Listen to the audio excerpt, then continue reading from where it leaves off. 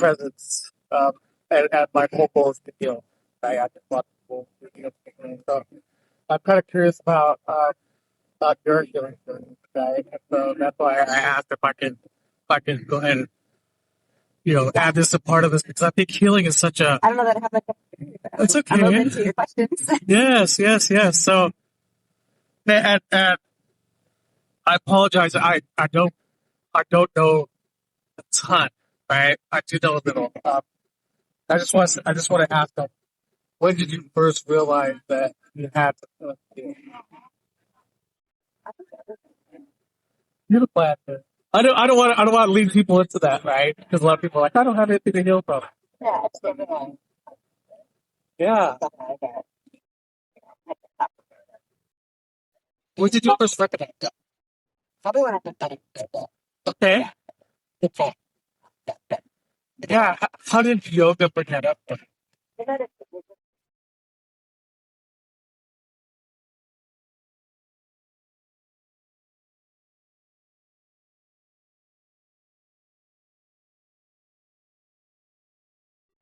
My opinion, if it's a thought have. There's a lot into it, isn't there? Yeah. Yeah, yoga doesn't. The more you learn about it, the more you realize it's absolutely no idea. Right. You have to, full ground it. Right. And I think that's part of the gift is not knowing. Yeah. Right. That always doesn't need much. So when you first recognized it, what was that like for you? If you don't mind me asking, I know it's a little personal. It was just a nice.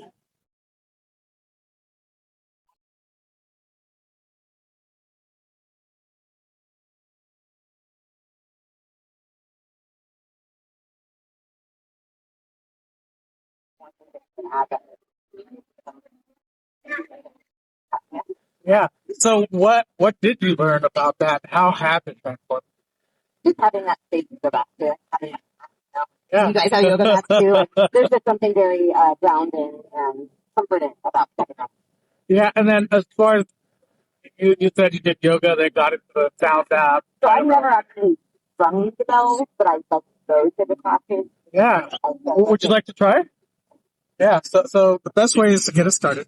It's a light, and then the more vertical kind of with just a little bit of angle to it is the best way to do it. And then there's also something transformative in doing it yourself. Yeah. The Yeah. vibration is like getting home.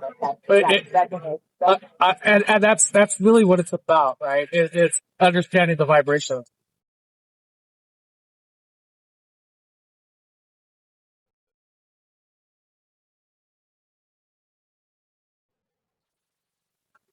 Got it. Got it. There you go.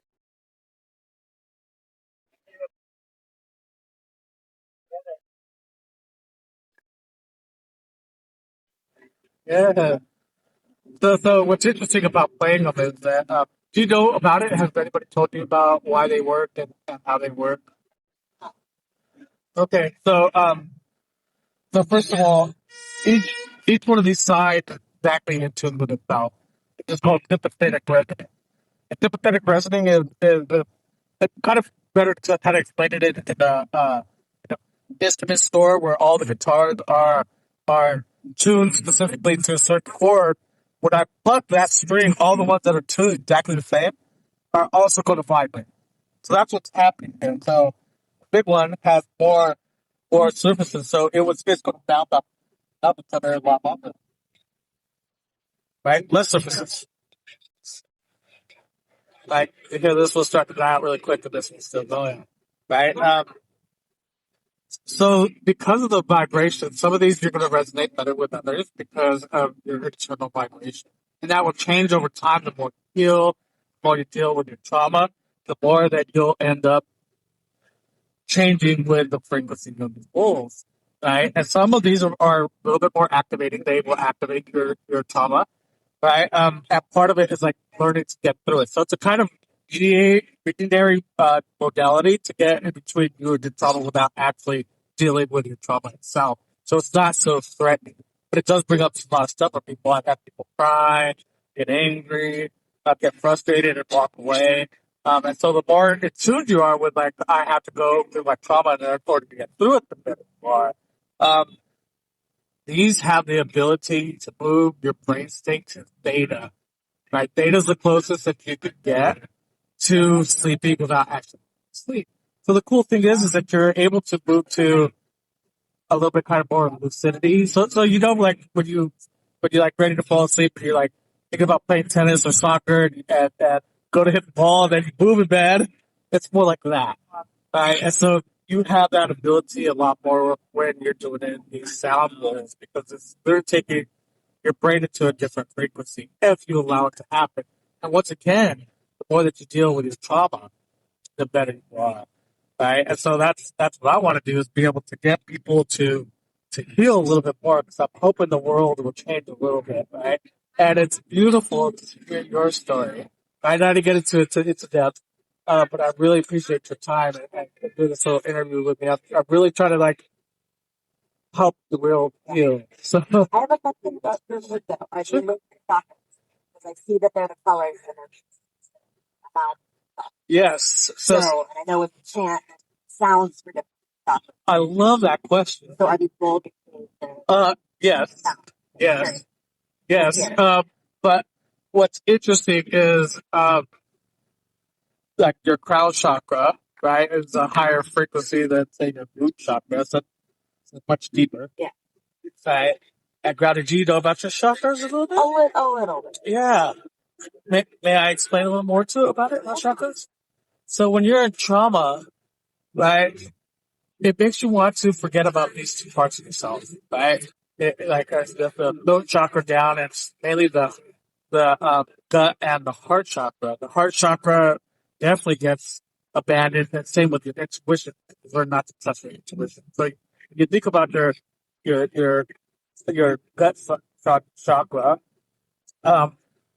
It's your intuition. When you think about the heart's feelings, right? We move into logic when we are full of trauma, or for avoidance, we move into our grounding chakras, right? And what this will look like is somebody who is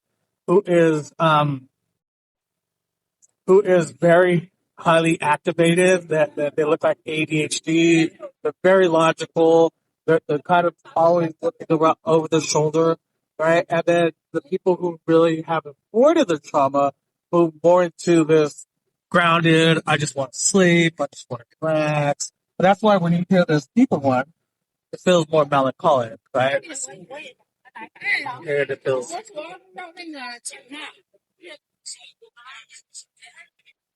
then the vibrations come a little different with these higher ones. See, it's a tighter vibration. It's a right? Yes. And so they do touch each part of our chakra and open up parts of our chakra.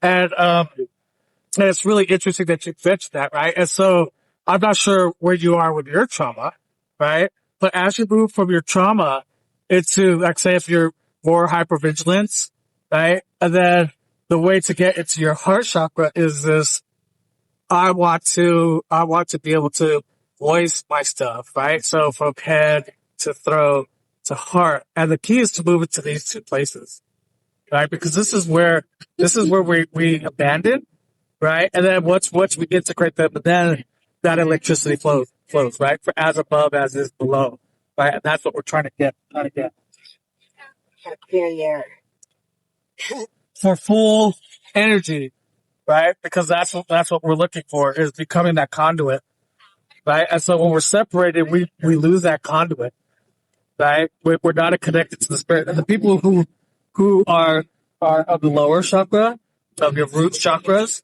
right, have a tendency of being less towards the spiritual. And then the people that are in the head chakra, right, they have a tendency of not being so grounded. You can literally see them, right? They're not so grounded. They're like, oh, I can't sit still. So you can see the trouble, the brooding, right? And that's what we're trying to get, is this connection between all of us. Well, So. I appreciate what you're trying to do for the world. I just do it a moment at a time and a person at a time, right? I appreciate you. Thank you. Thank you so much. Picture?